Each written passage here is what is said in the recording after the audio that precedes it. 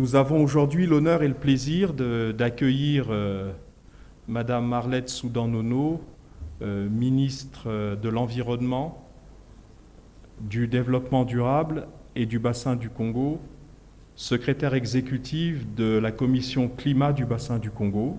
Et elle va tout à l'heure se soumettre aux interrogations qui sont les vôtres, très certainement, sur des questions qui sont au cœur de la problématique mondiale et nationale.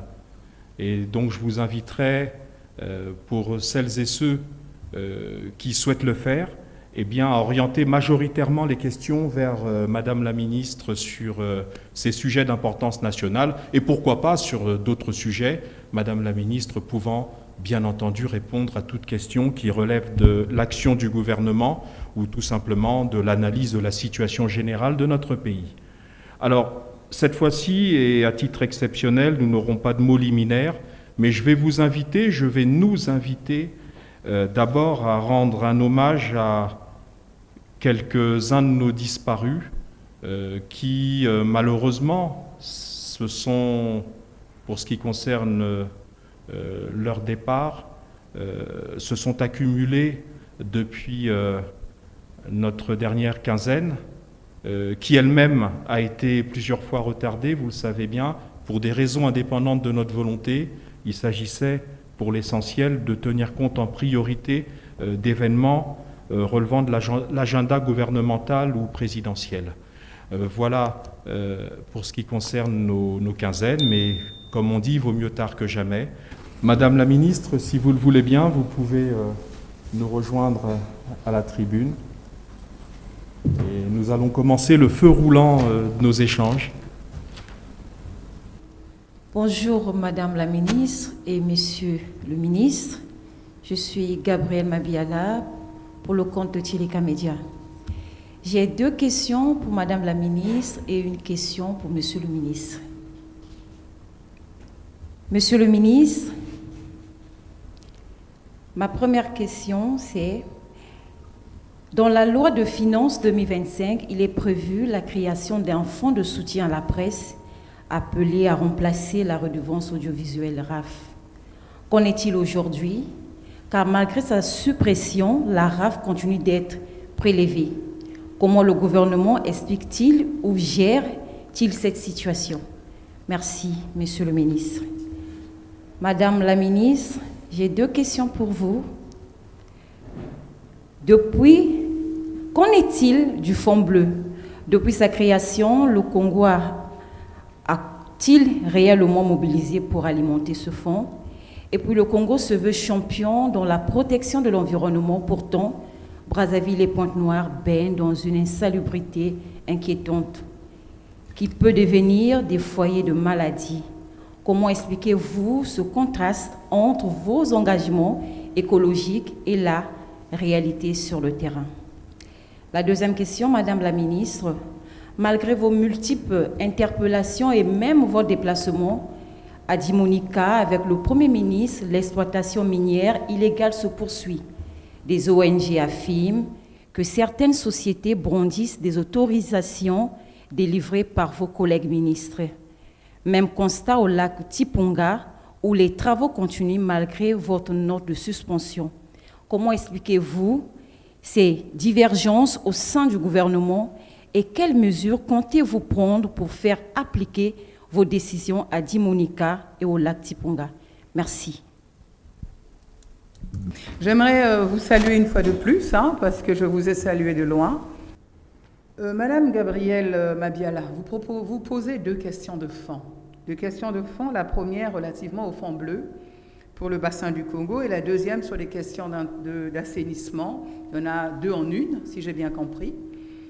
Et la deuxième réellement vraie question, c'est cette divergence que vous pensez avoir épinglée au niveau du gouvernement relativement à la non-exécution des interpellations ou des mises en demeure que nous avons prises en tant que ministre de l'Environnement et qui auraient mis à mal l'autorité de l'État, si j'ai bien compris vos deux préoccupations. Il y en a trois pratiquement. Je vais commencer par dans l'ordre que vous avez proposé. C'est comme si je le savais. Aujourd'hui, je venais d'une activité qui se tient en ce moment au niveau de la Banque africaine de développement des États d'Afrique centrale, où nous lançons l'un des points les plus importants depuis la mise en place de ce fonds fiduciaire, ce mécanisme financier qui est le fonds bleu pour le bassin du Congo. Mais j'aimerais peut-être que vous m'autorisez à revenir sur des aspects de création et de faire quelques distinguos, souvent qui sont peu su ou mal perçus ou mal connus. Le Fonds bleu n'est que l'instrument des États, qui sont les États membres de la Commission climat du bassin du Congo et du Fonds bleu pour le bassin du Congo. En 2021, en marge de la COP africaine qui s'est tenue sous les auspices du Maroc, donc à Marrakech, Sa Majesté le roi du Maroc a proposé vraiment à ses pairs africains, sous le prisme de l'Union africaine, notre institution continentale de 54 États aujourd'hui, un sommet qui tournait autour des questions de changement climatique. Ce sommet, dit sommet de la coémergence de l'Afrique, donc sur l'initiative de Sa Majesté le roi du Maroc, a vu naître 3 commissions qui distinctes, vraiment 3 commissions réparties, pas en fonction du découpage géographique que vous entendez par bassin du Congo, mais un découpage continental de nos 54 États. Et donc, nous avons donc la commission climat du bassin du Congo, qui est présidée par la République du Congo, et plus particulièrement et plus précisément par le président de la République, chef de l'État, qui est donc président donc, de la dite commission, qui porte 16 membres, dont un membre fondateur qui est le Royaume du Maroc. Nous avons 2 autres commissions. La commission sœur des États insulaires, qui est, elle, présidée par les Seychelles. Et vous avez la 3e commission, celle de la commission climat du Niger, non plutôt du Sahel, excusez-moi, la commission climat du Sahel, présidée donc par le Niger. Donc voilà les 54 pays divisés donc en 3 commissions aujourd'hui thématiques qui portent sur ces grands enjeux du moment planétaire, le changement climatique, la biodiversité, l'environnement. Nous avions dans les dossiers, dans le document, à prendre d'abord une décision à l'issue des assises de 2016. Donc en 2017, l'Union africaine a entériné cette décision des chefs d'État, réunis donc dans le cadre de ce sommet extraordinaire de l'Union africaine, donc tenu à Marrakech en marge de la COP 21.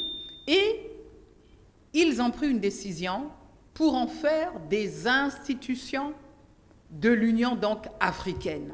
Donc nous sommes une institution de l'Union africaine. Et ils ont pris une 2e décision, celle de consolider la proposition des 3 chefs d'État à porter donc de façon pérenne. Ce ne sont pas des présidences tournantes à la tête donc de ces 3 commissions climatiques, en l'occurrence la nôtre, le président Denis Sassou Nguesso. Parallèlement à cette grande activité, pas des moindres, qui s'est tenue, en marche donc de ce sommet de la coémergence de l'Afrique, le président de la République Denis Sassou Nguesso a proposé, à juste titre, à cette commission politique, un instrument fiduciaire pour une meilleure efficacité. Et là, on ne peut que reconnaître là également le pragmatisme et l'engagement de notre président de la République à réellement à être dans l'action. Et il a proposé à ses pairs africains donc un fonds fiduciaire appelé le Fonds bleu pour le bassin du Congo. Et nous avons donc eu l'étape de l'Union africaine, suivie de l'étape d'Oyo, où un mémorandum d'entente a été signé afin que l'ensemble des pays parties membres de la Commission climat du bassin du Congo souscrivent à cet instrument financier qui est donc l'instrument de la commission climat du bassin du Congo. Dans la même foulée, en 2018, le président de la République du Congo, à la tête donc de la dite commission, de la commission climat du bassin du Congo, a convoqué le premier sommet constitutif de la dite commission qui a vu prendre un acte fondateur officiellement de la mise en œuvre de cette commission, l'acte donc instituant la commission climat du bassin du Congo et de fait reconnaissant également officiellement du fait que le fonds fiduciaire, l'instrument financier, ce mécanisme-là, porté par les États, est bel et bien le fonds bleu pour le bassin du Congo. Et avec siège, comme l'a préconisé la décision de l'Union africaine, la République du Congo, Brazzaville donc. Et donc Brazzaville aujourd'hui a cet instrument, oui, mais a le siège. Donc beaucoup d'eau ont coulé. Il a fallu d'abord constituer toutes les étapes administratives.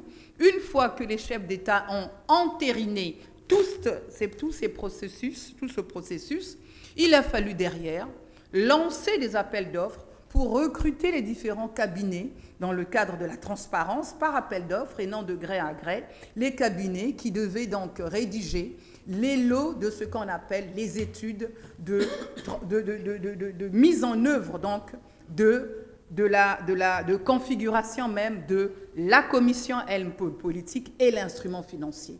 Et donc, le grand cabinet international qu'on ne présente plus, EY, avait remporté, Ernst & Young, donc avait remporté officiellement cette offre.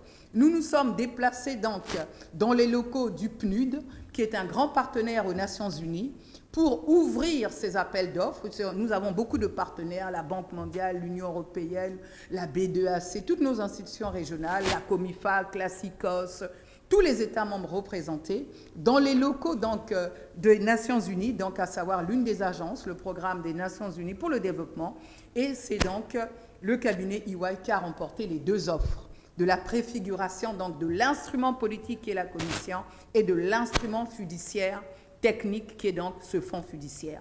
Dans la même foulée, nous avons lancé un appel d'offres pour recruter le cabinet qui va avoir le mandat maintenant d'avoir toutes les équipes techniques pour rendre à maturité et à rendre éligibles les projets en financement. Parallèlement, nous avons eu donc des statuts, un règlement intérieur.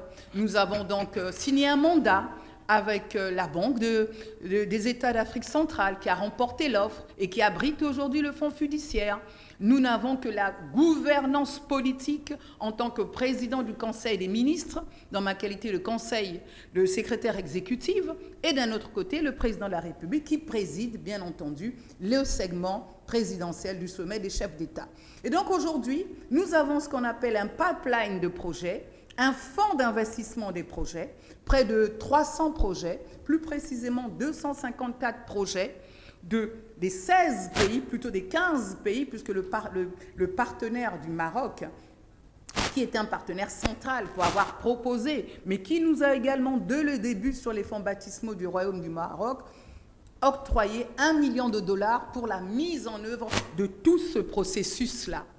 Et donc, aujourd'hui, nous sommes arrivés au terme de ce processus et la banque est en train d'organiser la pré-table ronde qui va se tenir en marge de la COP30 à Belém pour la mobilisation des financements, comme leur mandat le signifie, entre le mandat qu'ils ont signé donc avec la commission climat du bassin du Congo et également nous tiendrons ici la COP, plutôt la table ronde elle-même, au mois de mai 2016, ici donc 2026 plutôt, merci, au mois de mai 2026 ici à Brazzaville. Donc les dernières étapes, nous sommes arrivés à l'opérationnalisation. Donc il fallait avoir les textes, il fallait avoir le plan d'investissement, la banque avec les techniciens, pour ne pas que nous ayons des termes de référence comme nous sommes habitués à les avoir, non, d'avoir des études de ces projets, il faut voir des études de faisabilité, ce qui permet aux partenaires de pouvoir vous suivre en matière de financement. Et donc voilà, aujourd'hui, nous avons, donc ici à Brazzaville, siège de la commission climat du bassin du Congo, l'ensemble de ces parties prenantes à cette commission climat et à ce fonds bleu pour le bassin du Congo qui sont ici à Brazzaville. Et vous qui me suivez à travers les médias, vous avez dû voir sur les hautes instructions du président de la République du Congo, mais également président de la commission climat du bassin du Congo, rencontrer les différents chefs d'État des pays membres afin de leur présenter et de recueillir les hautes instructions de ces chefs d'État en matière de priorité de projets d'investissement qui portent sur les enjeux du climat, parce qu'il nous faut aller vers des programmes nationaux de développement qui s'appuient sur la notion de durabilité, et c'est le cas au travers donc de ce pipeline de projets, de ce plan d'investissement qui a été alimenté par les États, et le Congo compte à ce stade 41 projets versés donc à titre au niveau de ce fonds, donc qui est le fonds bleu pour le bassin du Congo. Vous posez également une autre question sur l'assainissement. Nous sommes le ministère qui porte de façon transversale ce que l'on appelle le cadre juridique et le cadre réglementaire institutionnel. Mais vous devez déjà saluer l'initiative du président de la République d'avoir créé un ministère plein. Parce que le ministère de l'Environnement est celui qui donne le cadre de façon globale, transversale, sur l'ensemble des secteurs concernés par ce mastodonte aujourd'hui planétaire qui est l'environnement, mais également ce triptyque qui est le développement durable. Économie, sociale et environnement. Nous sommes heureux aujourd'hui au sein du gouvernement de cette création et de l'arrivée d'un ministère à un portefeuille plein sur les questions d'assainissement, du cadre de vie, donc de la gestion de nos déchets, qui ont un impact direct sur nos problèmes de santé, sans compter qu'il y a également des zoonoses. Lorsque l'on parle du corona, de certaines maladies que vous connaissez, c'est simplement lorsque nous bousculons l'homme dans l'habitat de cette autre biodiversité qui est cette faune aujourd'hui, qu'il y a des zoonoses.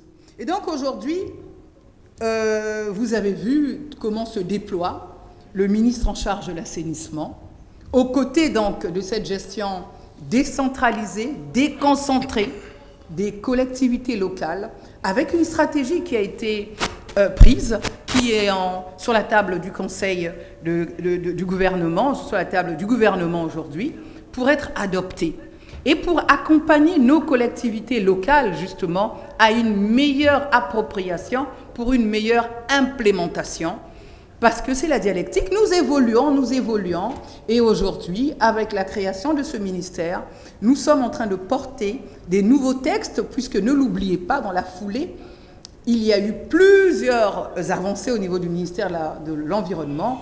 Nous avons revisité, actualisé, mis au goût du jour des enjeux de l'environnement aujourd'hui, la loi avant-gardiste de 1991, en prenant une loi aujourd'hui portant pas simplement sur la protection de l'environnement, mais sur la gestion durable de l'environnement de 2022. Et nous avons également sur la table aujourd'hui de l'État promulgué également cette grande loi portant gestion durable, également la première du genre de la République du Congo.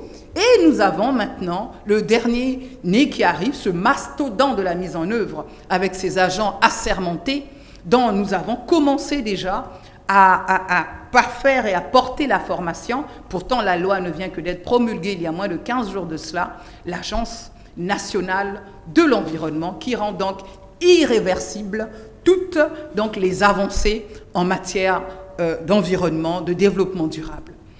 Et donc aujourd'hui, nous y travaillons, nous sommes arrivés enfin, donc cela tombe à point nommé, de contrat avec l'un des partenaires qui gérait ces questions d'assainissement aux côtés des municipalités.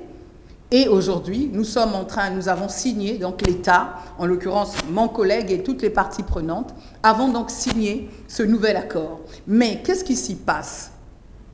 il faut que nous puissions nous le dire tout simplement.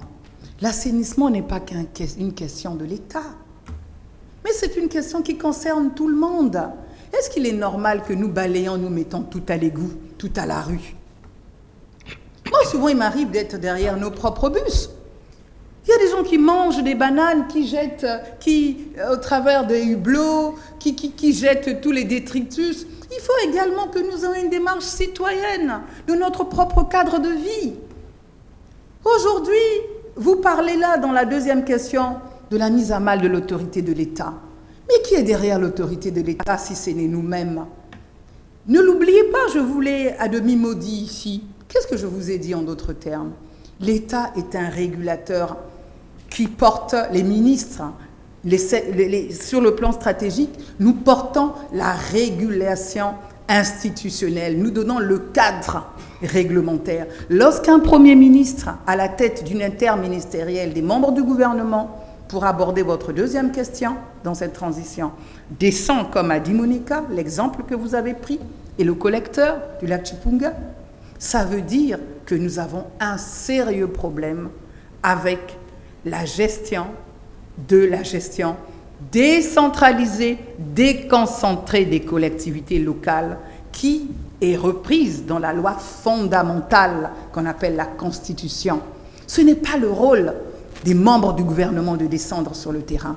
Lorsque je descends à Kélé, dans les prérogatives qui sont les miennes, dans le cadre de la mise en demeure, là également, je suis devant un fait accompli où je me substitue de cette gestion décentralisée, déconcentrée. N'oubliez pas que le premier citoyen après l'exécutif que nous constituons au niveau du gouvernement, mais c'est le préfet dans les départements. Il a autour de lui lesquels? Mais il a nos directeurs départementaux qui représentent les ministres avec tous les pouvoirs discrétionnaires que le chef d'État nous a donnés, que nous basculons au niveau des directeurs départementaux. Et donc les préfets ont tous ces instruments, la police, les douanes, l'environnement, l'assainissement et autres, tous ces directeurs départementaux autour d'eux. Mais qu'est-ce que nous faisons souvent? Nous faisons fi des textes de l'État. Pour ceux qui me connaissent, j'aime m'abriter derrière les textes. Que disent les textes? Le président de la République l'a rappelé suffisamment dans ses différents textes. Qu'est-ce qu'il dit? Ce n'est pas tant les textes souvent qui font défaut, mais c'est la mise en application. Et le gouvernement a comblé beaucoup de lacunes depuis. Du côté de la prise en compte des textes, nous avons pris pas moins de 300 textes, nous avons légiféré sur les lois pendant cette mandature. Mais souvent nous constatons que, excusez-moi de vous le dire, moi-même je viens de ce corps de médias, nous ne connaissons pas nous-mêmes nos textes. Nous faisons fi nous-mêmes de cet arsenal, ce cadre juridique. Souvent, nous confondons même qui fait quoi. Nous ne savons même pas que dit même la loi fondamentale en matière d'assainissement, d'environnement et autres. Que disent les lois de l'environnement? Que dit la loi de l'assainissement? C'est quoi tous ces aspects évoqués? Parce que lorsqu'un ministre sera trop présent dans le cadre d'une gestion déconcentrée, décentralisée et autres, qu'est-ce que l'on va dire? Mais comment le ministre peut constamment venir faire le travail des collectivités locales? N'oubliez pas que je suis une élue de la République, je suis la députée de la circonscription unique de Mbama dans la cuvette ouest. Donc je sais de quoi je parle. J'ai souhaité proposer ma candidature à mon parti pour toucher du doigt ces réels problèmes qui subsistent constamment dans la gestion déconcentrée, décentralisée de nos collectivités locales. Je ne siège certes pas. La Constitution, aujourd'hui, me laisse au niveau du gouvernement. J'ai un honorable suppléant qui siège. Mais je suis pas à pas moi-même ce qui se passe dans ce mandat qui est le mien en tant qu'élu. Mais nous sommes régulièrement confrontés, souvent, à une appropriation difficile de ces ressources humaines que vous retrouvez dans le cadre du PND 2018-2022. Le gouvernement, c'est une cohérence. Nous avons épinglé dans ce PND de 2018-2022, souvenez-vous, le premier axe, le renforcement des capacités. Ça voulait dire quoi? Sur l'ensemble, nous avons un problème de ressources humaines, tant souvent dans nos secteurs, au niveau de nos administrations et au niveau de la gestion globale. Et le président de la République le répète, il l'a même dit récemment, avant-hier, l'incivisme. Donc aujourd'hui, nous sommes tous condamnés à œuvrer ensemble.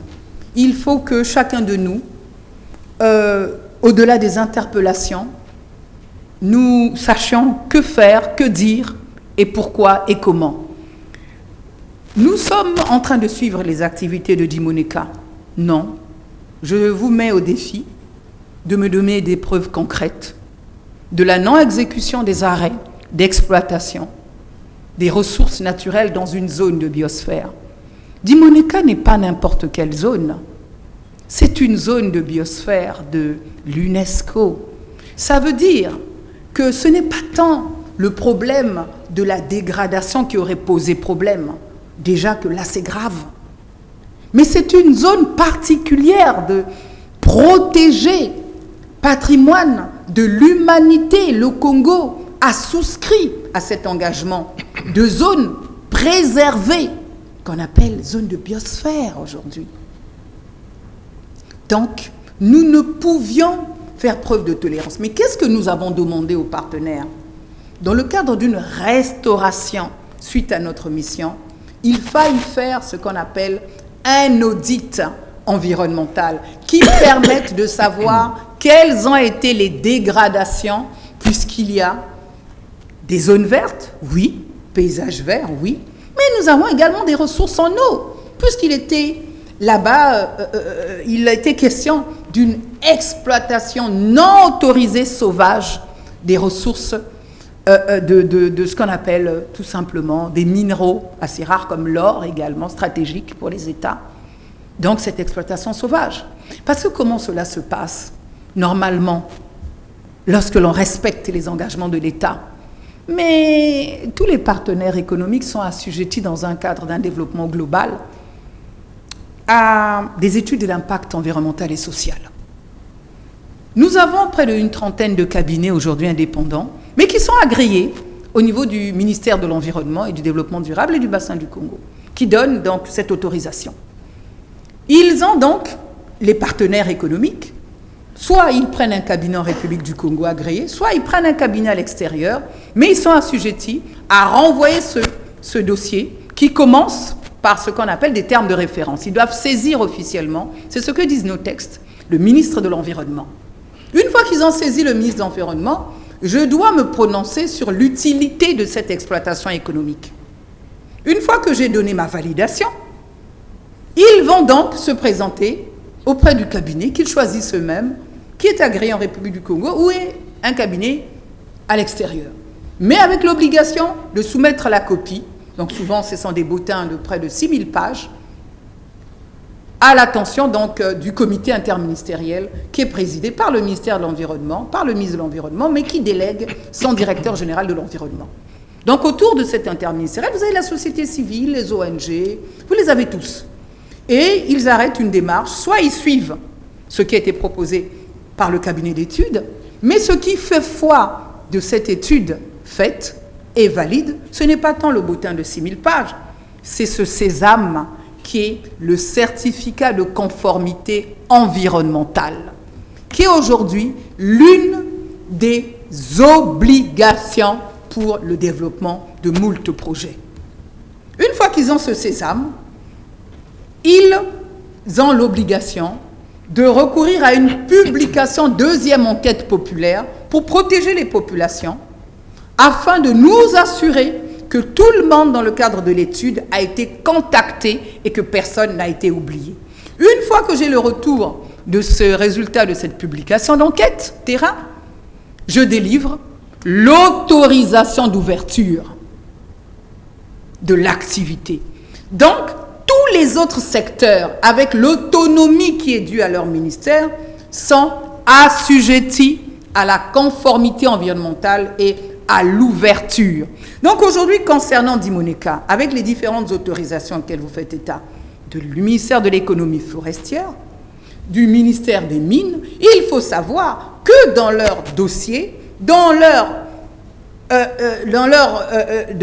leur démarche interne, ils ont les autorisations d'autoriser l'exploitation. Mais ce que le partenaire ne dit pas, ces autorisations sont assujetties au certificat de conformité du ministre de l'Environnement, pas du ministère, mais du ministre de l'Environnement, et de l'autorisation d'exploitation. C'est comme les permis de construire. Le ministre de la Construction et de l'Urbanisme donne l'autorisation en conformité de l'application de ce qu'il y a à son niveau, répondre à toute la documentation, oui, mais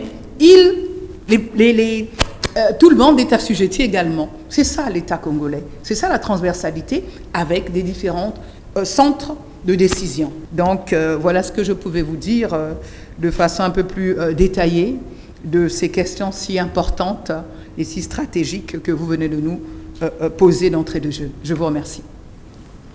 Merci Madame la Ministre, et je voudrais ici rendre hommage à votre pugnacité que nous connaissons bien en interne au gouvernement, que ce soit dans nos réunions du Conseil de cabinet ou que ce soit dans les réunions du Conseil des ministres présidées par le chef de l'État. Vous avez, depuis quelques années, donné du corps, donné du coffre, donné du volume à ces questions essentielles parce qu'elles sont au cœur de l'agenda mondial. Il faut savoir, parce que Madame la Ministre, effectivement, et moi-même avons opportunément souhaité cet échange entre elle-même et le corps des médias, parce que, vous le savez, dans quelques jours, nous avons au niveau mondial un important rendez-vous qui s'appelle la COP30 à Belém au Brésil. Et donc, il nous paraissait essentiel, parce que ce sont des questions qui emportent l'avenir de nos compatriotes, qui impactent au niveau mondial les questions de climat et de maintien de la biodiversité. Ces questions essentielles méritaient cet échange parce que souvent ce sont des concepts assez techniques et la présence de Madame la Ministre parmi nous nous permettra de mieux comprendre ces enjeux. Madame la Ministre, dans son propos liminaire sur la première question, a évoqué, puisqu'elle était invitée à le faire par Madame Gabrielle Mabiala, les questions du fonds bleu. J'ajouterai un point essentiel, en plus de tout ce qui a été très bien dit par Madame la Ministre, c'est que les projets dont nous attendons le financement sont des projets de développement durable. Elle l'a dit, elle a parlé de durabilité, mais quand on dit développement durable, ce sont des projets vertueux, c'est-à-dire des projets qui touchent les communautés, qui touchent à un développement qui permette de dire le Congo est un pays protecteur de tout ce qui pourrait dérégler et accélérer la dégradation des questions climatiques. Eh bien, le Congo, en contrepartie, sollicite des financements pour ces projets vertueux. Donc il faut toujours noter l'importance de ces questions, parce qu'il s'agit pour notre pays, avec le président de la République qui est une référence en la matière, il s'agit pour nous d'aller vers ce rapport transactionnel entre notre politique environnementale vertueuse et la nécessité, parce que ce sont des engagements pris à l'international par les pays les plus nantis et les organisations multilatérales de financement. Il s'agit de nous aider. Voilà, le fonds bleu, il ne va pas s'alimenter ou s'abonder tout seul. Voilà. La question que Mme Gabrielle Mabiala m'a posée sur le fait que la loi de finances avait prévu un fonds d'aide à la presse et que la loi de finances avait, d'après vous, entériné la disparition de la redevance audiovisuelle, qui, par ailleurs, vous l'avez relevé, continue à être prélevée sur les factures de ECAREC de chacune et chacun des abonnés. Quand j'ai pris mes fonctions, au moment de la passation de service, le ministre Bienvenu Okiemi, parmi les éléments transmis, m'avait transmis la problématique de la redevance audiovisuelle, m'expliquant les difficultés qu'il y avait à cette époque, 12 ans après la mise en place de la redevance, l'impossibilité à ce moment-là, depuis 12 ans, d'obtenir le versement de la redevance audiovisuelle conformément au décret de 2003 qui lui-même reprenait les dispositions de la loi de finances de 2001. J'ai donc à mon tour porté ce fardeau, j'ai fait les démarches et les recherches nécessaires et nous nous sommes à notre niveau également, hélas, retrouvés dans la même impasse. Et ce n'est pas faute, Madame la ministre ici présente peut en témoigner, depuis le gouvernement du Premier ministre Clément Mwamba, paix à son âme, nous avions des interrogations sur comment sortir la redevance audiovisuelle des griffes dans lesquelles elle semblait avoir été emprisonnée. Je dis bien, et c'est des mots que je choisis à dessein, des griffes dans lesquelles elle a été manifestement emprisonnée. De guerre lasse, l'État a décidé de créer un fonds qui aurait dû pallier ou contourner la difficulté. Ce fonds dont vous parlez, Madame Mabiala, nous étions extrêmement satisfaits de sa création par la dernière loi de finances, l'actuelle loi de finances, et force est de constater, au bout de l'exécution de celle-ci, parce qu'on arrive au terme de son exécution, eh bien, nous n'avons pas reçu un copec, pas un franc CFA, pas un franc blanc, rien. Alors, c'est un peu comme le monstre que l'on recherche, tout le monde en parle, et puis on ne le voit jamais. À un moment de l'année, nous avons appris avec satisfaction qu'une grande banque de la place disposait d'un compte qui avait été alimenté, qui était alimenté par la fameuse redevance audiovisuelle. Le temps d'y aller, de constater qu'effectivement c'était bien passé par là, pouf, ça n'était plus là. Le temps de nous tourner vers le Trésor, puisque nous étions devenus des enquêteurs, des véritables enquêteurs des services de police, vers le Trésor, on nous dit oui, effectivement, il y a la redevance, elle est ici, elle est arrivée. Le temps de faire la démarche administrative, puisque vous imaginez bien que ça ne se fait pas comme on le fait dans la vie courante, où on se présente à un guichet en disant « donnez-nous la redevance ». Il y a une démarche administrative qui est prescrite par les textes financiers de notre pays. Le temps de faire cette démarche administrative, pouf, on nous dit « écoutez, on ne sait plus où elle est ». Bon, trêve de plaisanterie. Personnellement, je suis à ce stade pour la suppression de la redevance audiovisuelle, puisqu'elle est collectée pour rien, et elle ne va pas à son destinataire ou ses bénéficiaires que sont les médias publics. Autant mieux la supprimer, puisque là, elle remplit certainement quelques poches inappropriées, mais qui ne sont pas celles des médias publics, Radio Congo, Télé Congo, TDC et tous ceux qui sont concernés. Autant mieux la supprimer. Donc nous nous battons, nous augmentons le volume médiatique et nous vous invitons, vous, à procéder, puisque vous êtes des journalistes, à toutes les enquêtes. Le ministre a fait sa part, parce que nous sommes allés là où on nous disait qu'elle est. Elle est à gauche, on va à gauche, elle est à droite, on va à droite, elle est en haut, on va en haut. Mais à un moment donné, nous essoufflons. Donc faisons ensemble une démarche citoyenne, avec l'appui du gouvernement, qui consiste à dire « nous avons réellement besoin de cette redevance ». Parce que le financement des médias, ce n'est pas par la magie que nous l'assurons. Parce que vous vous plaignez, nos compatriotes se plaignent à raison de la qualité technique ou de la qualité des programmes, mais cette qualité technique ne peut pas s'améliorer si nous n'avons pas les crédits nécessaires. Et la RAV fait partie d'un mécanisme de financement essentiel. Quant au programme, il s'achète. Si vous nous voyez passer en boucle depuis des années un certain nombre de programmes, au point où dès que vous les voyez, je l'ai vu 50 fois, c'est pas la peine, c'est tout simplement parce que nous n'avons pas, au niveau de la télé publique par exemple, les moyens d'acheter de nouveaux programmes. Donc nous devons nous battre ensemble, et c'est votre rôle de journaliste, non pas de tirer sur le gouvernement en pensant que cette cagnotte est versée on ne sait dans quelle poche, non, c'est pas le cas. Sinon, il y aurait quelques interpellations de ministres ou de collaborateurs de ministres à un niveau que je n'ai pas besoin de rappeler ici. Voilà, c'est de l'argent qui s'évapore. Donc plutôt que de laisser une redevance s'évaporer, supprimons-la et réfléchissons à un meilleur mécanisme d'abondement de nos médias publics. Alors allons-y pour la suite. Merci, Monsieur le Ministre. Je suis Justin Mabaga de DIRTV.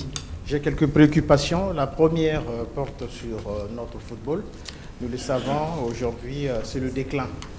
Certains observateurs parlent de ce différend entre la Fédération congolaise de football et le ministère en charge des sports au sujet de l'ouverture des stades. Une situation, bien entendu, qui impacte sur les performances de nos équipes engagées dans les différentes compétitions internationales. C'est la première question. La deuxième... c'est pas une question, là. Je voudrais savoir où est-ce que nous en sommes, justement, avec la relance du football congolais. Pardon? La relance du championnat ou des championnats nationaux. Ouais. La deuxième préoccupation, c'est au sujet des élections. Nous le savons que l'année prochaine, en mars notamment, les Congolais vont devoir se rendre aux urnes. Il y a des départements qui ont été créés, mais la question que se posent les Congolais, c'est sous le découpage de ces nouveaux départements.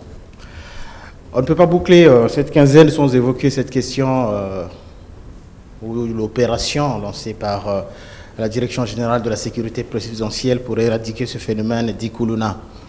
Le président de la République est revenu sur cette question, ce que j'appellerais une mise au point. Et quelques jours seulement, nous avons vu les organisations non gouvernementales se monter au créneau, brandir l'effigie, droits de l'homme et les différents accords signés par la République.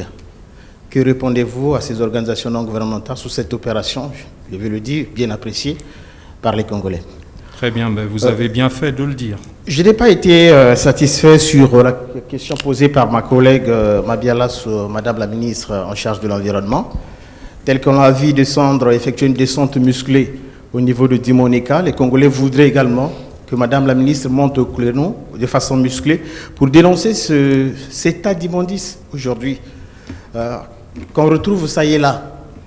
Mais malheureusement, le ministère en charge de l'environnement ne réagit pas. Où est-ce que nous en sommes aujourd'hui, Madame la ministre, avec, vous l'aviez dit, la chaîne du bassin du Congo? Ça fait un bout de temps qu'on en parle, mais malheureusement... Vous avez beaucoup de questions, hein, il faut penser aux autres aussi. C'est la dernière. Si je peux me permettre. C'est la dernière. Parce que ça en fait 5, là, quasiment. C'est la dernière. Donc, je disais, où est-ce que nous en sommes avec ce projet de radio-télévision du bassin du Congo? Merci. Madame la ministre.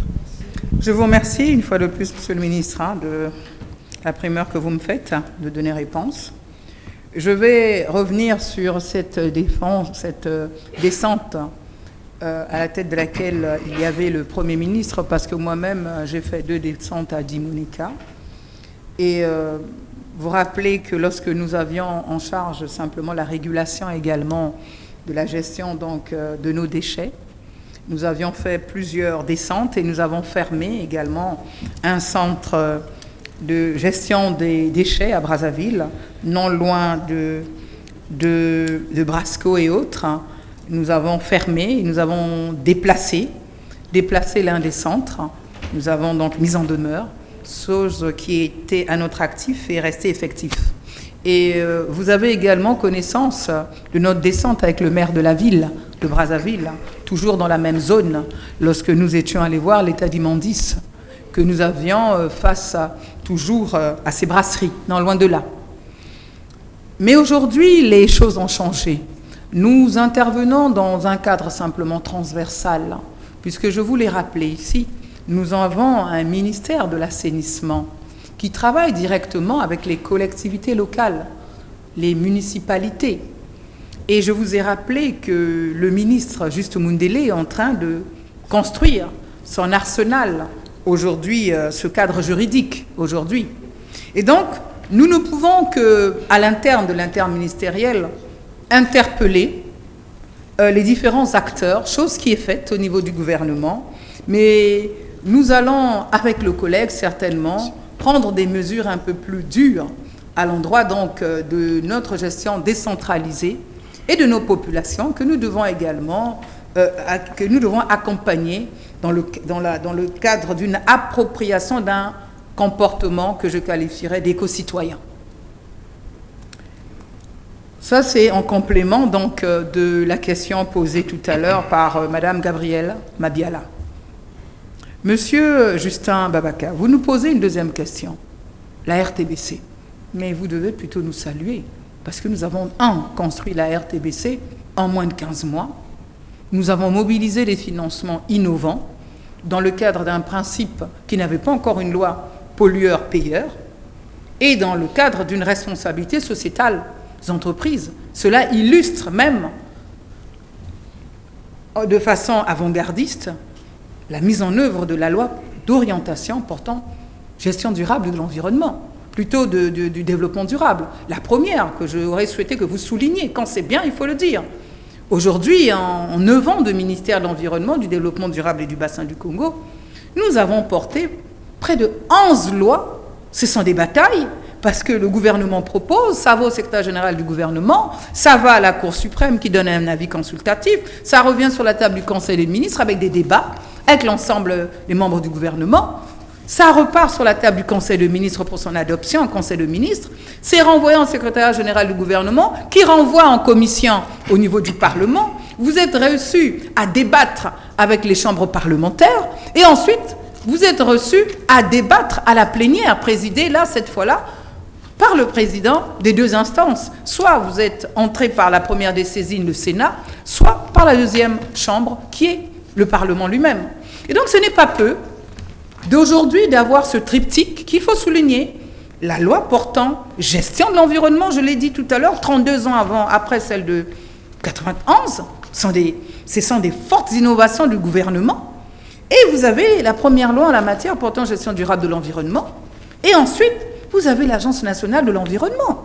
Donc, ça montre la volonté de cet écologiste qu'on ne présente plus. Le premier de ses citoyens, qui est le président de la République, aujourd'hui, qui ne ménage pas de cet engagement, de ses efforts depuis Rio plus 20 en 92. Attention, il faut le souligner, quand c'est bon, c'est bon. On n'est pas là simplement pour indexer. Je sais que dans le média, moi je suis une ancienne des médias, c'est lorsque le chien mord l'homme qu'il y a information, mais ce n'est pas lorsque l'homme mord le chien qu'il y a l'information, mais là nous nous adressons quand même aux populations qui ont besoin également de savoir ce qui se fait au niveau du gouvernement. Et vous en êtes également ces relais-là. Vous n'êtes pas là simplement pour interpeller. Je parle à Mme Mabiala comme au reste des médias, comme à vous qui avez posé ces questions de fond sur lesquelles vous revenez. Je vous remercie d'insister. Peut-être que cela n'était pas bien perçu dans ma réponse, mais aujourd'hui, nous avons ce ministère de l'assainissement.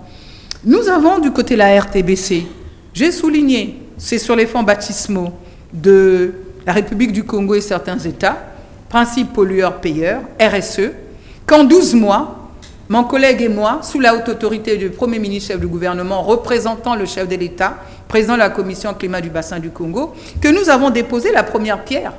Nous avons à ce stade aujourd'hui les projets de programme, les projets de la grille des programmes et les projets même de l'ADN, donc la nomenclature administrative. Donc nous ne pouvons pas simplement avoir un bâtiment, y loger les studios et ouvrir. Il faut mettre tout ce cadre qui va définir l'ADN, la ligne éditoriale de cette radio-télévision. Et j'ai reçu donc la semaine dernière les consultants. Vous avez l'ancien directeur Afrique de TV5 Monde qui porte la tête de ces consultants, financés par l'UNESCO d'un côté, et les studios financés également d'un autre côté par la FAO, par l'Union européenne, certains partenaires, et nous sommes en phase d'installation donc, de ces studios. Mais vous ne serez pas en reste, hein. Nous allons lancer les appels d'offres, parce qu'aujourd'hui, le Congo a besoin de sa représentativité au sein de cet outil si puissant, et nous avons enfin, pour terminer par là, saisi l'Union africaine sur les hautes instructions du chef de l'État, président de la dite commission climat du bassin du Congo, dont l'instrument de sensibilisation média et la RTBC. Et nous avons donc saisi l'Union africaine afin d'en faire un instrument régional de l'Union africaine. Donc nous sommes en train donc de porter toutes ces démarches aujourd'hui, et votre question donc de clarification vraiment tombe à point nommé. Je vous remercie. Très bien. Merci Madame la Ministre. Alors, rappelez-moi votre nom. Babaka. Justin. Justin. J'avais retenu le prénom, mais pas le nom. Alors, Monsieur Babaka, vous m'avez posé une série de questions. Vous me permettrez de commencer par la dernière, qui est quand même la plus importante de toutes. Alors, vous évoquez l'opération dite Zéro Kuluna, qui a démarré depuis quelques semaines dans notre pays. Et j'aimerais, vous me permettrez de le faire, nous évitons la langue de bois depuis tout à l'heure. Je crois que c'est sous l'influence de Madame la ministre, dont je connais effectivement le caractère direct et sans phare quand elle prend la parole. Je me rappelle de notre première quinzaine de l'année 2025. Je crois que 2 d'entre vous avaient posé au ministre de la Communication et des médias des questions concernant... Porte-parole du gouvernement. Merci. Nous y tenons. Au cas où il l'aurait oublié. Les 2 questions portaient en gros sur la persistance du phénomène Kuluna et même son augmentation en termes de malfaisance, de nocivité, et puis d'après les questions qui avaient été formulées le 4 janvier, si je ne m'abuse, c'était en gros de dire le gouvernement a mis en place des opérations, coup de poing, ceci, cela, et une sorte d'impuissance du gouvernement de la République à gérer ce phénomène et à le réduire depuis tout ce temps-là. Je me rappelle de ces questions, il faut quand même les poser, et l'une de ces questions avait même chuté: à quand un véritable plan, une véritable opération qui soit enfin efficace? Eh bien, nous y sommes. Nous y sommes. Nous y sommes pourquoi? Je crois que le président de la République l'a rappelé. Je ne vais pas reprendre ces mots. Je vais simplement apporter 2 ou 3 indications complémentaires sur le sujet.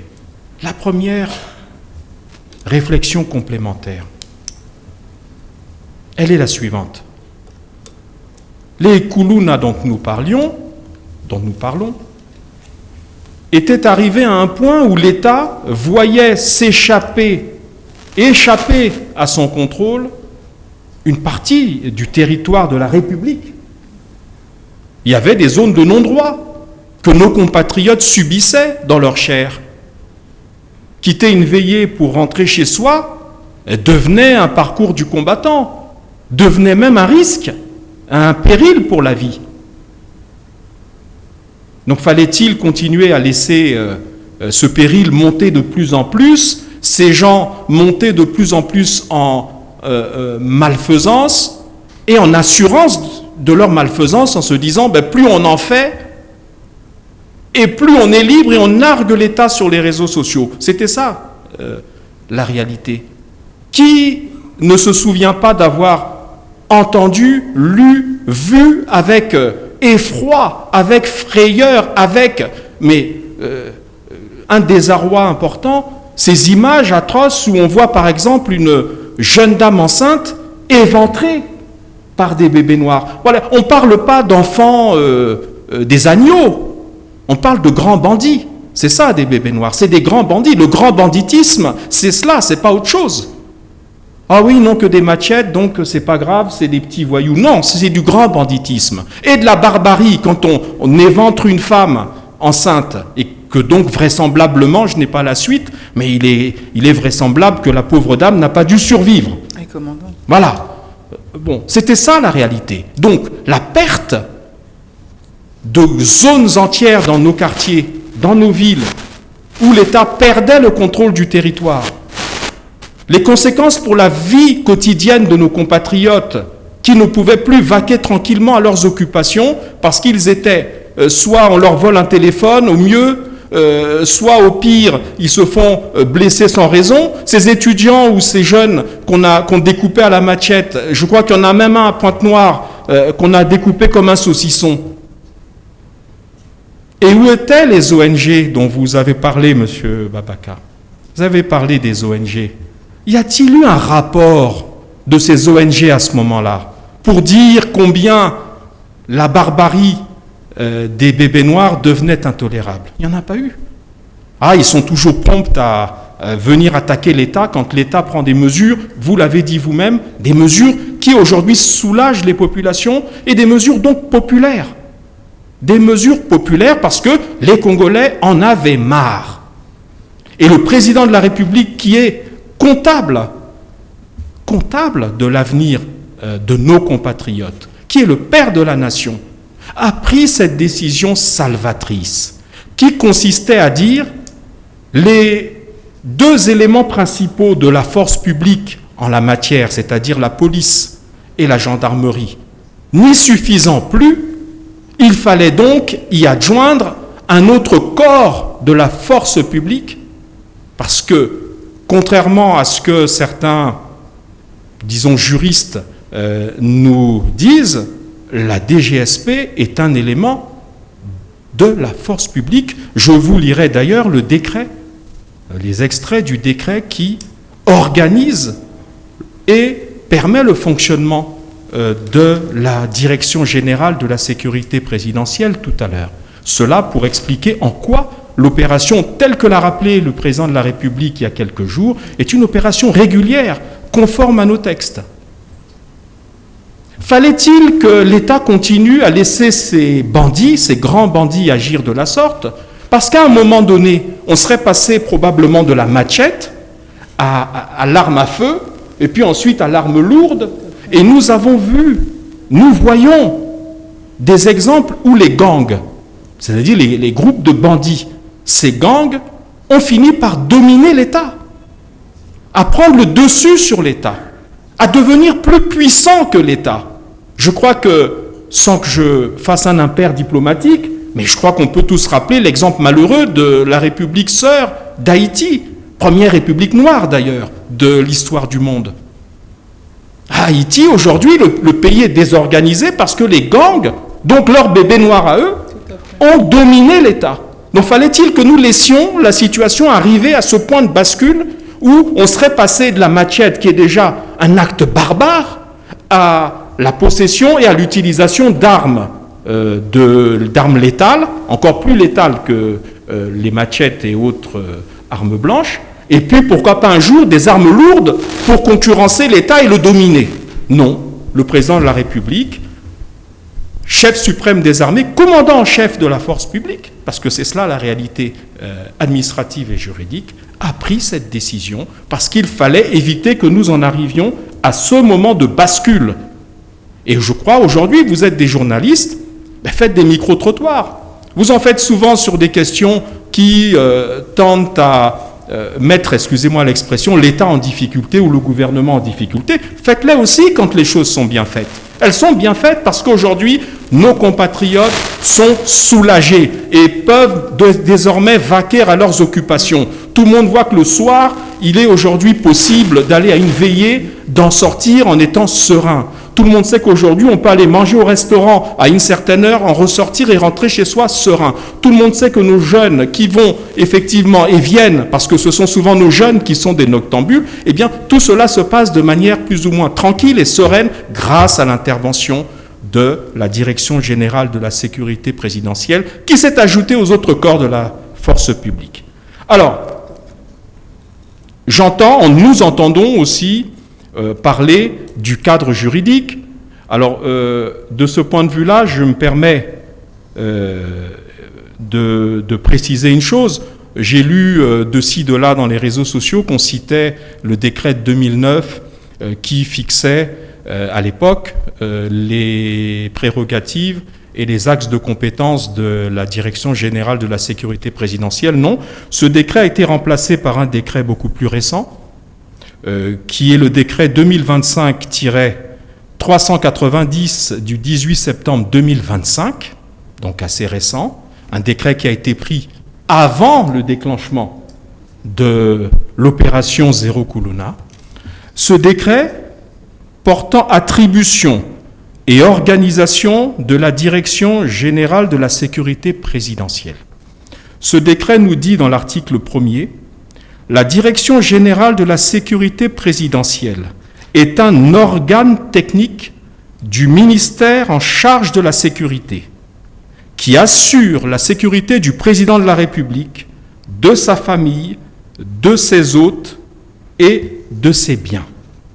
Cela pour répondre au fait que la DGSP n'est pas un corps externe à la force publique, une sorte de garde prétorienne, comme on disait sous la Rome antique, mais une unité régulière de la force publique. En ce qui concerne toujours à l'article 1er ses prérogatives, je vous en lis 2 ou 3 qui sont en rapport avec notre objet. Elle a notamment pour compétence de lutter aux côtés d'autres forces de sécurité contre toute menace visant la stabilité des institutions, l'intégrité physique des personnes et leurs biens, ainsi que la sûreté et la sécurité nationale. Elle est chargée également de contribuer en permanence au rétablissement de la sécurité et de la paix civile au plan national. Enfin, elle est chargée de participer au maintien et au rétablissement de l'ordre public en cas de nécessité, de participer en cas de besoin aux côtés des autres forces de sécurité aux opérations de sécurité publique, de tranquillité publique et de sécurité publique. Nous avons là les éléments juridiques qui encadrent l'opération actuellement menée, pas seulement par la DGSP, mais par l'ensemble de la force publique.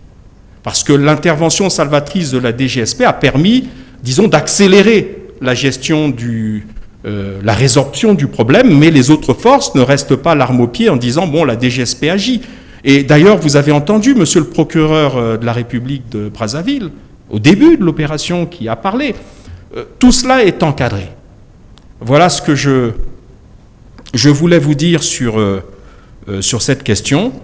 Et pour chuter, parce que je ne sais pas si quelqu'un d'autre a l'intention de poser de nouveau une question sur ce sujet très sensible, mais il faut quand même que je chute sur 2 points qui doivent faire l'objet d'éclaircissements. Le premier point, c'est ce qui arrive, c'est-à-dire les opérations qui concernent les détenteurs de taxis-motos et de motocyclettes dont on a vu sur les réseaux sociaux parfois une destruction spectaculaire, pour ne pas dire plus. Mais je vous donne une information qui relève des informations de l'État. Pour dire nombreux, nombre de ces détenteurs de taxis-motos sont des Koulouna, qui soit avaient dérobé violemment la moto auprès d'un tiers, véritable propriétaire, soit l'avaient dérobée quand elle était garée dans un coin et à l'insu du véritable propriétaire.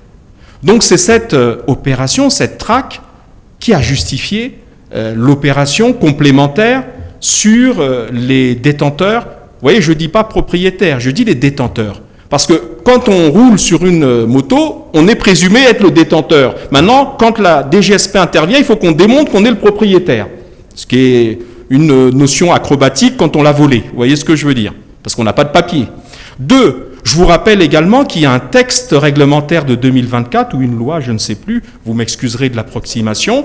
Ce texte réglementaire de 2024 fixe les conditions d'exercice de la profession de taxi-moto et le contrôle qui est fait, l'opération qui est menée parallèlement à celle des Zéro Koulouna, il faut vérifier si les détenteurs sont tout à fait conformes au texte réglementaire de 2024 avec l'immatriculation, le port d'un chasuble, des casques, enfin toute une série de choses, l'assurance, enfin tout ce qui existe en matière de détention légale d'un taxi-moto ou d'une moto. L'autre élément spectaculaire, et j'en aurais fini de cet aspect, mais je suis prêt à répondre à d'autres questions, bien entendu, on a vu de loin en loin la destruction de quelques immeubles, maisons appartenant, semble-t-il, à des familles de Kuluna, avec quelques protestations du fait que, mais oui, mais est-ce que la culpabilité est collective? Est-ce que, bon, écoutez, ne nous cachons pas derrière notre petit doigt.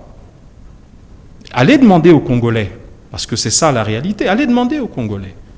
Comment ça se passe avec ces familles de Kuluna, c'est-à-dire les parents qui tolèrent le fait que leur enfant arrive le soir alors qu'il n'a pas de travail ni de revenus connus, avec une télévision plasma, écran plasma en 4K, avec des téléphones qui coûtent des millions, et puis les parents tolèrent, acceptent, prennent. Et quand les gens du quartier qui ont été détroussés ou d'un peu plus loin viennent protester, ben c'est souvent les parents qui disent « Ah non, circuler, il n'y a rien à voir ». Malheureusement,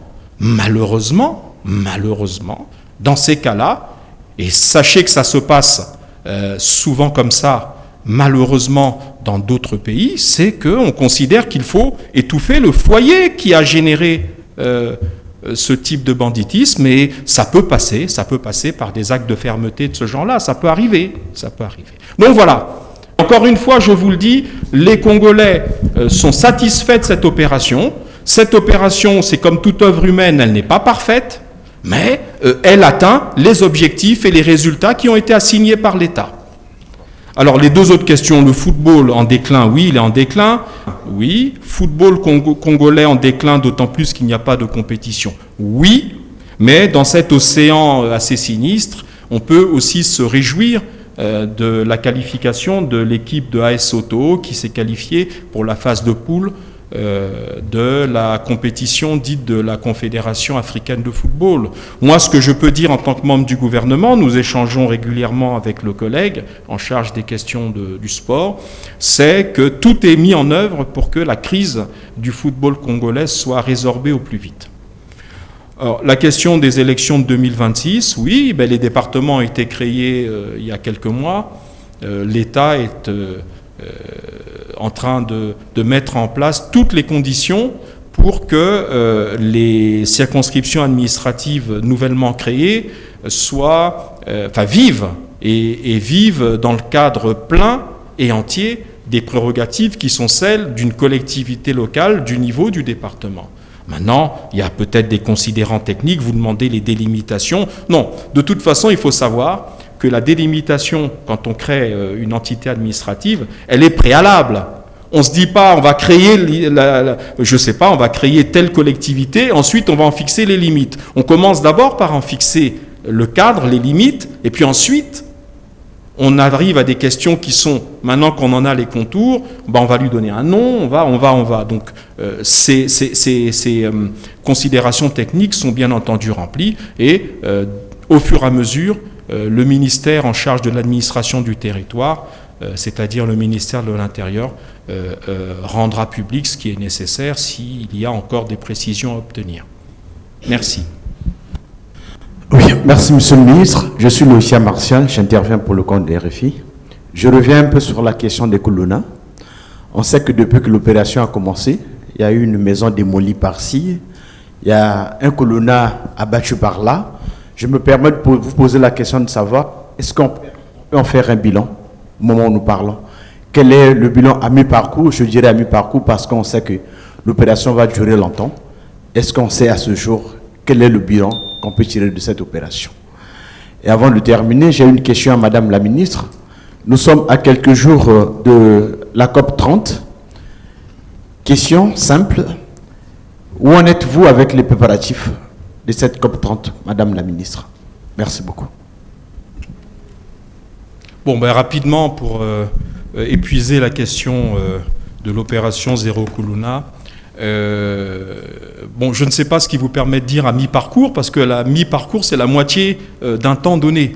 On sait que ça a démarré, que c'est en cours. Si vous dites à mi-parcours, ça voudrait dire qu'elle prendrait fin dans 2 ou 3 mois. Bon, je n'en sais rien. Je crois que le président de la République a été très clair. Il a dit ceci. Il a dit, ça se poursuivra autant que nécessaire. Il a même parlé de son extension éventuelle à d'autres localités. Je crois que tout ça est très clair. Alors, le bilan sera fait le moment venu, quand l'opération sera achevée. C'est une opération de rétablissement, de restauration de l'ordre public. Les autorités opérationnelles compétentes feront, quand elle prendra fin, le bilan de l'opération.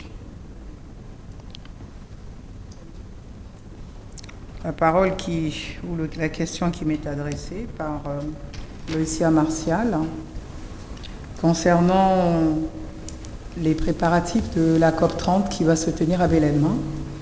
Vous avez dit question simple, réponse simple également.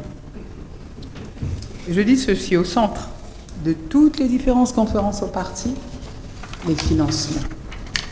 Il faut que vous soyez fiers de notre pays et de notre sous-région. Le bassin du Congo et le Congo, pays leader de cette dite région, sommes de bons élèves de ce qu'on appelle les enjeux d'atténuation, la régulation de ces écosystèmes en matière d'émissions. Ce qui est au centre, pour nous, la République du Congo et les autres pays, c'est les financements d'adaptation. Parce que nous sommes un État responsable et il nous faut concilier l'atténuation et l'adaptation. Aujourd'hui, à titre d'illustration, lorsque l'on parle d'atténuation en tant que bon élève, nous en avons deux faits qui parlent à notre avantage. Les forêts, que vous connaissez. La République du Congo, c'est 0,5% de taux de déforestation aujourd'hui. La République du Congo, c'est 55 000 km carrés aujourd'hui de stock de CO2 de ces écosystèmes récemment découverts des tourbières. Et sur le plan régional, au niveau de la CCBC, puisque nous sommes à la tête de cette commission, on ne peut se dissocier, puisque la tête de la délégation qui porte la délégation congolaise, c'est le président de la République, qui en même temps, donc, avec sa double casquette de président de la commission climat. Donc, lorsque je vous parle des écosystèmes de façon globale au Congo, il faut savoir que du côté du bassin du Congo, nous avons abrité ici le sommet des 3 bassins. Le bassin du Congo, c'est donc des écosystèmes qui sont aujourd'hui les remparts de l'humanité. Je vous ai pris le prisme congolais, mais en matière de bassin, c'est tourbière. Autant nous en avons 55 000 km², autant entre la RDC, la République démocratique du Congo, et notre pays, la République du Congo, c'est sur une superficie de 156 500 km² que sont répartis ces écosystèmes bien particuliers. Donc aujourd'hui, qui séquestrent 30 milliards de tonnes de CO2, alors que, qui stockent plutôt, parce que quand on dit stock des écosystèmes, les tourbières, ça veut dire que nous ne pouvons pas les restaurer en cas de dégradation. Par contre, les écosystèmes forestiers séquestrent 1,5 milliard de CO2. Il ne faut pas que les forêts soient l'arbre qui cache les tourbières, en gros. Et donc, aujourd'hui, nous avons les forêts du bassin du Congo qui séquestrent 1,5 milliard de tonnes de CO2, c'est déjà immense. Mais nous avons à côté, je venais de le dire, 30 milliards de tonnes de CO2 stockées par les écosystèmes des tourbières. Ce n'est pas moi qui le dis, c'est le GIEC qui nous le rappelle. Donc aujourd'hui, nous sommes ce rempart et nous sommes en train de dire au reste du monde, mais nous rendons ce service écosystémique. Mais nous voulons lever des financements pour porter notre transition énergétique, porter notre transition écologique, donner une alternative économique à nos populations. Qu'est-ce que nous en donne dans le cadre d'une économie circulaire et solidaire à nos populations? Mais la réponse des chefs d'État, c'est laquelle? Le Fonds bleu pour le bassin du Congo, avec des projets qui portent la notion de durabilité et dans la même cohérence qui répondent aux engagements qui sont les nôtres. L'ambition de réviser tous les 5 ans le document mastodonte au centre de notre économie qu'on appelle la contribution déterminée au niveau national, qui prend en compte l'ensemble des secteurs, tous les secteurs de la vie de développement de notre pays est contenu dans la CDN, en élaboration du côté du ministère de l'Environnement. Nous sommes également en train d'aller porter des résultats, parce que, étant de bons élèves, Nous disons, bon, le président dit, bon, écoutez, nous, on est bien constitués aujourd'hui, nous savons maintenant qui nous sommes, nous avons une commission qui a identifié qui nous sommes, ce que nous apportons au reste de l'humanité. Nous avons ce magnifique fleuve Congo, oui, et nous avons le lac Tanganyika, nous avons, parce que n'oubliez pas, nous avons la Tanzanie, le Sao Tomé, le Kenya, l'Ouganda, ils sont tous ici à Brazzaville, tous les points focaux des États, actuellement, au niveau de la BDAC, pour porter une action que nous menons à la COP 30 également, à Belém, au Brésil, mais la pré-table ronde que j'ai rappelée tout à l'heure, qui va porter sur des aspects concrets, la mobilisation financière au travers d'un pipeline de projets, un plan d'investissement, chiffré à pas moins de 10 milliards de dollars. Dans les spécificités de ces projets des États, vous allez le trouver sur le site de la CCBC. Et dans la République du Congo, 41 projets. Mais ce que nous regrettons souvent, c'est que dans ce pipeline de projets que constitue ce fonds d'investissement, les 41 projets ne sont pas bancables. Ils ne sont pas éligibles. Donc nous avons dû travailler lourdement pour trouver des financements, pour monter des études de faisabilité, parce que le bailleur, il n'apporte que des financements pour les études faites. Et nous avons tous les pays des autres États qui ont 2, 3, 4 projets bancables. Et donc pendant des décennies, nous étions en train de jeter l'opprobre vers les autres en disant « ils abusent de nous, ce sont nos ressources naturelles ». Oui, mais ce n'est pas des termes de référence qui vont lever des financements. C'est pour ça que lorsque je dis que nos cadres doivent apprendre à monter les études de faisabilité, on crie « ouf !» La ministre Soudan Nono stigmatise les cadres congolais. Pas du tout. Je ne stigmatise pas les cadres congolais, je dis ce qu'il y a. Comment voulez-vous qu'on lève des financements de façon concrète, financer des projets, si nous n'avons pas des études de faisabilité? Vous n'avez que des termes de référence qui vous disent ce que vous, plus ou moins, vous souhaitez faire. Mais toutes les spécificités techniques, comment celui qui vous apporte la ressource s'y prend. Donc nous allons maintenant que nous sommes structurés, vous l'avez compris, nous avons donc une commission, nous avons une banque de développement qui s'est substituée aux États dans son mandat. C'est le mandat que les États lui ont confié, la Banque de développement des États d'Afrique centrale, et qui est là pour mettre en maturité une de nos projets et les rendre éligibles. Nous travaillons avec le Fonds vert pour le climat, toutes ces grandes entités qui nous permettront donc de lever donc ces financements. À côté donc de la table ronde qui va se tenir à Belém sur le plan technique, nous avons également une grande initiative issue du sommet des 3 bassins qui s'est tenu ici, mais la première réunion mondiale, ici, les premières assises des peuples autochtones, là aussi, ils sont les gardiens de notre patrimoine naturel, les populations autochtones. Il nous faut, nous avons pris dans ce pays-là les meilleurs textes qui soient au monde. On a légiféré. Il y a une loi portant protection de ces peuples autochtones et les intégrant dans toutes les politiques publiques. Donc, il nous faut pouvoir amener la moisson de cette grande rencontre. Le président de la République, donc, a souhaité que le ministre en charge des peuples autochtones, garde des Sceaux, ministre de la Justice, donc, va porter également à côté de moi, tant je suis à la tête, donc, en tant que ministre secrétaire exécutive, la pré-table ronde, oui, mais je vais également porter, aux côtés de notre collègue, tous les ministres qui feront le déplacement de Belém. Nous allons porter également ces grandes assises qui vont se tenir en marge de la COP toujours, une rencontre avec les populations autochtones. Et nous devons restituer, en conformité avec l'accord de Paris, la CDN 3.0 qui est en fin d'élaboration ici en République du Congo parce qu'il a fallu terminer la 3e communication, le BUR, le référencement qui porte les ambitions revues à la hausse donc des émissions de la République du Congo. Et dans la même foulée, vous suivrez certainement ce reportage aujourd'hui, nous venons de lancer les travaux de la stratégie nationale de développement durable. Mais parce que la CNDD en sigle, la stratégie nationale de développement durable, qu'est-ce que c'est? Mais c'est un PND bis sans l'aspect programmatique. Donc, tout est lié. Pour porter la notion de durabilité dans le plan national de développement, le gouvernement est en train de s'atteler à finaliser donc la stratégie nationale de développement durable, à laquelle il y a bien entendu un grand document que nous avons pris dans le cadre de la gestion des risques et des catastrophes, la première stratégie en République du Congo. Et nous sommes le 5e État africain sur les 54 États à avoir cette stratégie qui nous permet d'être également éligibles à la COP, à des financements dans le cadre du fonds levé des pertes et préjudices.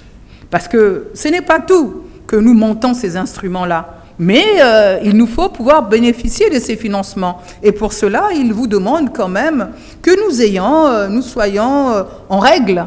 Et puis, il y a le grand débat qui demeure, le marché volontaire auquel nous ne voulons pas souscrire réellement du carbone. Et nous portons le marché suprême qui est issu de l'accord de Paris. Dans cet article 6, de façon globale, son mécanisme est l'article 5 de l'accord de Paris. Mais les autres réchignent en face à nous donner accès à $50 ou $100 la tonne. Vous voyez que il y a 2 poids 2 mesures. C'est pour ça que nous avons besoin de vous. Lorsque ces ONG nous attaquent parce que le président de la République, qui est le grand commandeur de la sécurité, a pris son bâton de commandeur pour, comme il a dit, instruire son ministre de l'Intérieur, comme l'a rappelé ici fermement le ministre Mungala, à juste titre. Mais il faut peut-être demander à nos amis là, qu'est-ce qu'ils nous apportent? Ce sont les populations congolaises qui sont dépecées, qui sont meurtries, qui sont dépossédées. On casse les maisons. Mais les maisons, il l'a dit tout à l'heure, des parents receleurs, que dit la loi face à cela? Mais attendez. Donc aujourd'hui, nous allons à cette COP pour dire aux uns aux autres, le bassin du Congo sait qui il est. La République du Congo à la tête de cette commission vient vous dire, yeux dans les yeux, aujourd'hui, nous savons qui nous sommes, nous allons à une pré-table ronde, nous savons qui nous sommes, nous protégeons nos populations autochtones, nous savons qui nous sommes, nous avons un fonds fiduciaire qui a connu une étude de préfiguration, pas de gré à gré, par appel d'offres, donc c'est inattaquable. Nous avons une contribution déterminée nationale au niveau, une contribution nationale déterminée au niveau national, et nous disons, eh bien, nous avons droit à un financement de notre transition écologique, transition énergétique, puisqu'on nous demande de nous désengager des énergies fossiles. Quelle est l'alternative qu'on nous donne? Vous savez, à la différentes conférences des partis sur le changement climatique, qu'est-ce que je répète souvent quand j'accorde des conférences de presse aux médias qui étouffent cela? Quand on nous accuse, nous, d'être un pays qui gère les énergies noires, l'or noir, les énergies fossiles, le pétrole. Mais quand vous grattez bien, les grandes firmes qui sont ici sont lesquelles? Sont les Africains. Quand vous évaluez tout ça au pourcentage, le Congo, c'est peut-être 3% de cette exploitation. Mais les autres, ce sont lesquels? Donc on se moque de qui? Donc ils nous donnent un discours politique convenu, nous sommes d'accord avec ça? Et ensuite, on veut nous serrer la ceinture, comme dit le président de la République, pour qu'eux, ils respirent à travers les poumons verts qui sont celles de la République du Congo et ceux du bassin du Congo. Pour quelle raison? Nous sommes des sous-hommes en Afrique. Et donc, il ne faut pas que nos écosystèmes, quand nous sommes de bons élèves, on nous parle simplement d'atténuation, oui, mais nous sommes de bons élèves. On ne peut mettre sous cloche nos ressources naturelles, parce que nous avons une arme que j'ai rappelée tout à l'heure, les études d'impact environnemental et social, qui nous permettent d'aller à une exploitation durable de cette richesse, de cette ressource, et qui permettent de lever également notre économie et de donner une économie alternative à nos populations. Voilà à ce stade, vraiment, de façon franche et directe, réponse simple et directe. Voilà ce que je pouvais dire à ce stade. On prend quelques dernières questions. Merci, je suis Désirée Laure Diakundila et je représente le média en ligne MBG. Alors ma question s'adresse à Madame la Ministre. Madame la Ministre, la République du Congo fait partie des pays signataires de l'accord de Paris. Du haut des 10 ans de cet accord, le pays est en révision de sa 3e contribution déterminée au niveau national. Alors dites-nous, quels sont les efforts fournis par notre pays en matière de régulation du climat et quels sont les défis à relever à l'avenir? Merci. C'est moi qui vous remercie. J'aimerais pas écorcher votre nom. Est-ce que vous pouvez me le rappeler, s'il vous plaît? Madame Diafundila, j'ai entendu. Diakundila Désiré Laure. Diakundila. Oui. Merci. Laure, c'est ça? Oui. Merci.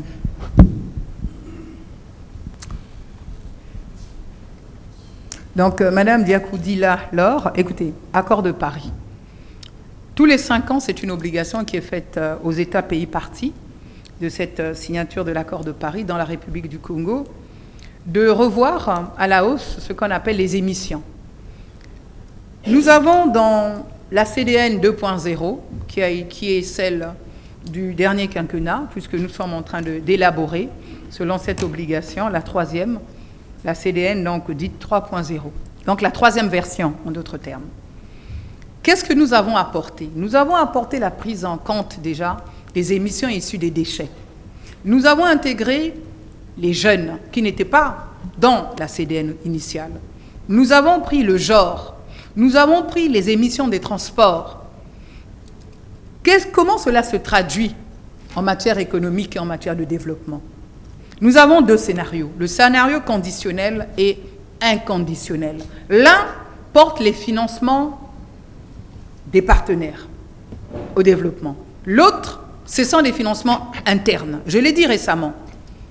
Il nous faut lever près de 9 milliards pour mettre l'ensemble des secteurs concernés par la CDN, parce que nous avons des fiches bien détaillées dans la CDN, dans son plan d'action, qui vous dit, si vous n'investissez pas dans des usines qui prennent en compte la notion de durabilité, eh bien, vous ne pourrez pas atteindre les objectifs fixés dans l'accord de Paris. C'est ce calcul qui est fait au travers de la troisième communication, le BUR en ce moment, qui permettra d'avoir les résultats des émissions de façon globale de la République du Congo. En d'autres termes, qu'est-ce que nous devons faire? Je le dis également souvent à l'extérieur, lorsque nous prenons la parole du haut de certaines tribunes à l'extérieur, que la République du Congo n'est pas un pays émetteur. Nous ne sommes pas un pays émetteur. Nous sommes, je vous l'ai dit depuis tout à l'heure, des bons acteurs de l'atténuation. Mais comme nous avons souscrit à l'accord de Paris, il nous est fait obligation de revoir constamment à la hausse, réviser donc cette CDN. N'oubliez pas qu'aujourd'hui, notre pays, c'est près de 18 aires protégées que nous avons, dont 2 aires protégées marines. Donc tout ça concourt à l'atténuation de ces impacts du changement climatique. Mais malheureusement, ce qu'on ne vous dit pas, nous sommes de bons élèves de l'atténuation. Oui, mais nous sommes les plus vulnérables aux impacts du changement climatique. C'est également le GIEC qui le dit. Donc ces données de cette évaluation de l'accord de Paris, nous revenons au financement. Nous nous mettons en règle parce que nous prenons des engagements, mais maintenant il faut que la communauté internationale puisse également réellement répondre à ces engagements de financement. Et l'un des points que je n'ai pas évoqué tout à l'heure à la question posée par votre collègue Martial tout à l'heure, c'est laquelle? Mais nous avons également au centre de la COP30 à Belém, mais des questions de quantification financière qui nous est due. Parce que lorsqu'on est à Copenhague, en 92, cet engagement, beaucoup n'ont pas lu quand on vous parle des 100 milliards à mobiliser pour financer notre transition écologique, pour financer notre transition énergétique.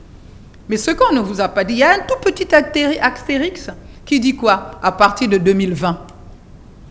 Et donc, depuis, nous sommes en train de nous battre pour que nos partenaires techniques et financiers, qui nous doivent explication de ces engagements internationaux pris, nous expliquent où nous en sommes.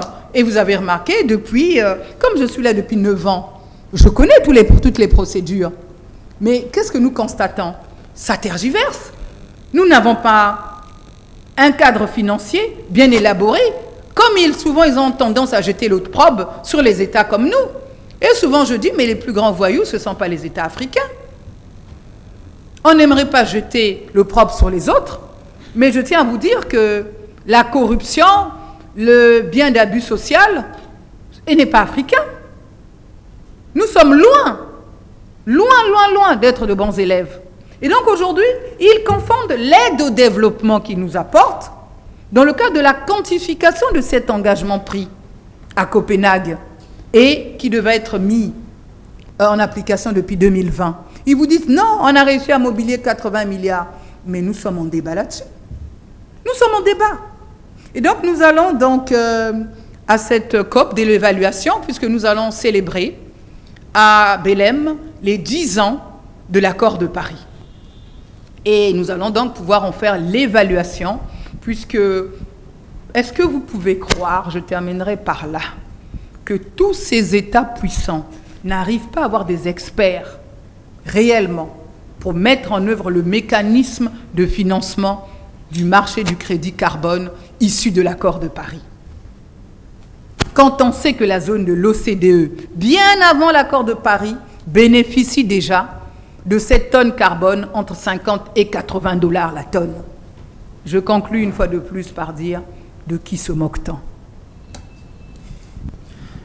Bonjour Madame la Ministre. Bonjour Monsieur le Ministre. Je suis Valda Saint-Val. J'interviens au compte du journal Les Échos du Congo, journal en ligne. Je m'adresse à Monsieur le Ministre, porte-parole du gouvernement. Monsieur le Ministre, votre collègue ministre des Finances a parlé de la disparition de l'impôt sur le revenu des personnes physiques, IRPP, dès l'année prochaine. L'IRPP sera remplacé par 4 autres impôts. Alors, est-ce que ces nouveaux impôts-là ne pèseront pas sur les salaires des fonctionnaires? L'autre volet, qu'est-ce que ces nouveaux impôts-là apporteront dans la cagnotte de l'État? Merci beaucoup. Merci pour votre question, qui est très technique, qui a été évoquée lors de l'adoption du projet de loi de finances exercice 2026. Bon, n'étant pas moi-même un spécialiste de la science fiscale et de la science financière, je vais tâcher de vous donner quelques grandes lignes. Effectivement, il faut savoir que le projet de loi de finances pour l'année 2026 propose, parce que tout part de là, ce n'est pas une initiative du ministre ex abrupto qu'il a décidé de réformer le système d'imposition des différents revenus. Il l'a fait parce que, tout simplement, le Congo a adhéré à une directive communautaire qui a été adoptée au niveau de la CEMAC le 9 janvier 2025.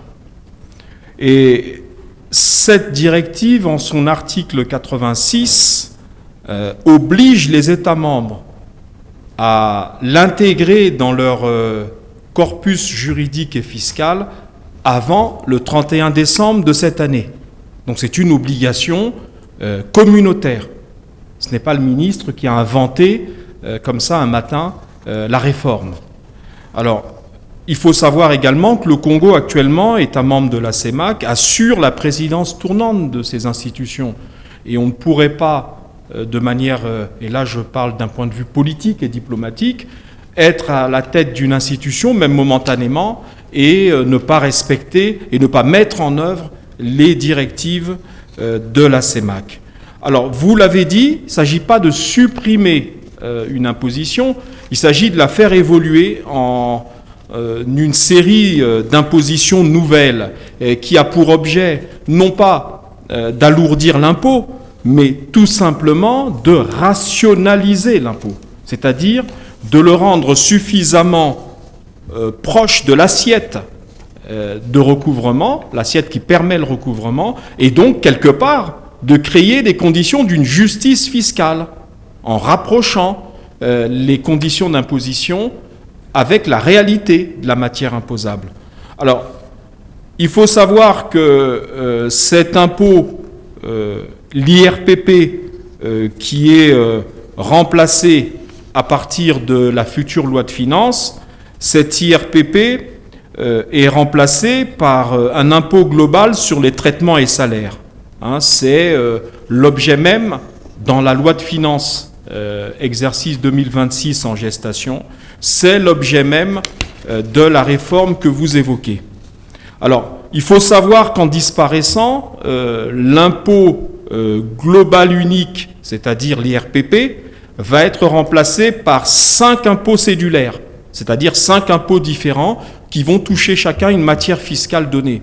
Alors, il y a d'abord l'impôt sur le bénéfice d'affaires, l'IBA, qui va regrouper certaines anciennes catégories de revenus de l'IRPP qui concernent quelques activités économiques, commerciales, industrielles. Je crois qu'après, puisque vous posez la question, c'est que vous connaissez la matière et je crois qu'on ne va pas rendre les choses rébarbatives pour nos compatriotes qui vont nous suivre et dire que c'est le premier impôt qui va toucher les entreprises et tous ceux qui produisent dans l'économie.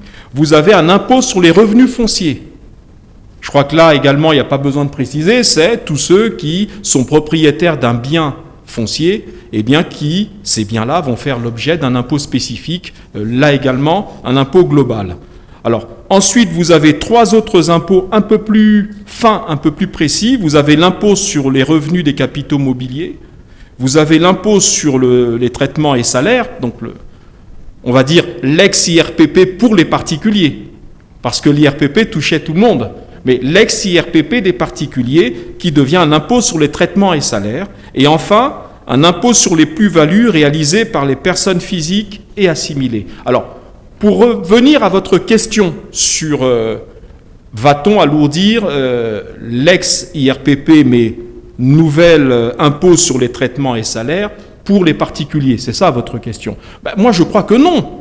Il s'agit tout simplement, pour le gouvernement, en transposant la directive et en espérant que les députés et les sénateurs vont adopter sur ce point-là, en l'état, la loi de finances exercice 2026, il s'agit au contraire d'aller vers de la justice fiscale. Un exemple très simple, la bancarisation des revenus.